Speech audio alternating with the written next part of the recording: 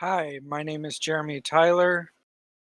I decided to take the Drone Command Live course because I got my 107 license and I bought a drone and wanted to learn how to build a successful business with it so that I would not have to rely on a regular job or several part-time jobs. The greatest thing about attending virtually was that I could focus on just me and following along with the course and the workbook that I was mailed, which was very helpful. And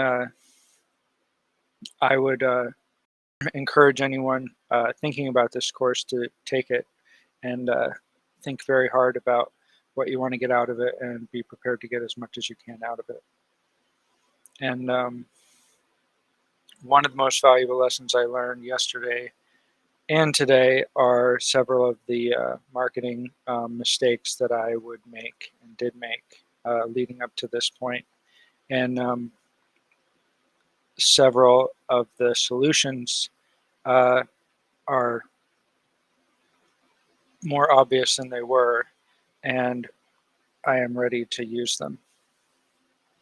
And if I had to describe Damon and Diego, I would say they're gregarious, they're funny, they get right to the point most of the time, and they are very good at telling stories and giving good examples and talking about what they are good at and explaining all the ins and outs of drones.